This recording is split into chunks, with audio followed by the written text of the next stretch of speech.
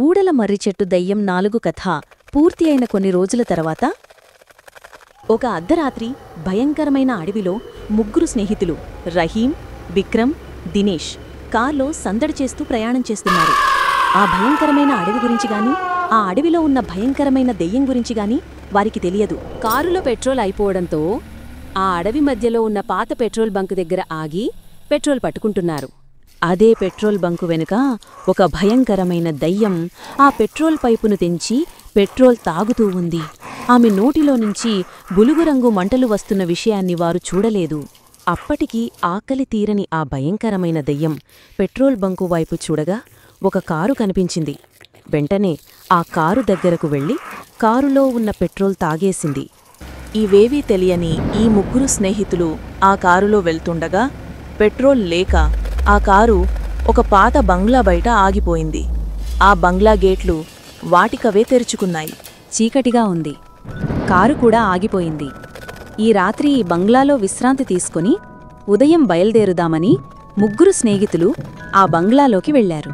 ఆకలి తీరని ఆ భయంకరమైన దెయ్యం ఆ కారు వెనకే వచ్చి ఎవరూ లేని సమయంలో ఆ కారులో పెట్రోల్ కోసం చూడగా పెట్రోల్ అయిపోయింది.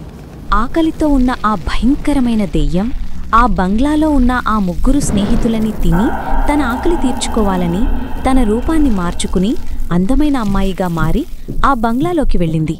ఆ భయంకరమైన దయ్యం ఆ బంగ్లాలో ఉన్న ఆ ముగ్గురు స్నేహితుల దగ్గరకు వెళ్ళింది. ఈ అర్ధరాత్రి సమయంలో ఈమె ఇక్కడికి ఎలా వచ్చింది అని వాళ్ళు ఆశ్చర్యంగా చూశారు. ఆ భయంకరమైన దయ్యం ఆ ముగ్గురు స్నేహితులని, ఈ రూమ్ బాలేదు, నాతో రండి, నేను మంచి రూమ్కి తీసుకువెళ్తా అని ఆ ముగ్గురు స్నేహితులని తీసుకుని వెళ్తుంది.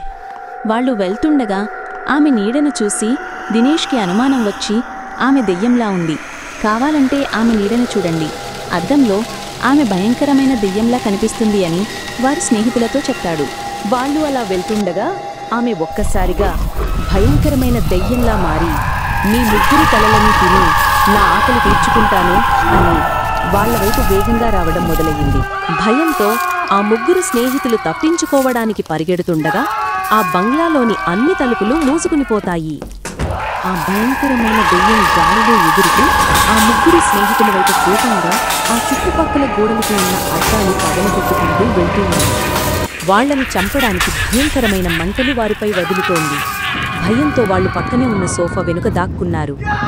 వాళ్లకి అక్కడి నుంచి తప్పించుకునేదానికి ఒక టనెల్ కనిపించడంతో ముగ్గురు ఆ టనెల్లోకి దూకారు. వాళ్ళు ఆ టన్నెల్లో తప్పించుకోవడానికి పరిగెడుతుండగా వెనుక ఆ భయంకరమైన దెయ్యం వేగంగా వాళ్లని వెంటాడుతూ వస్తుంది.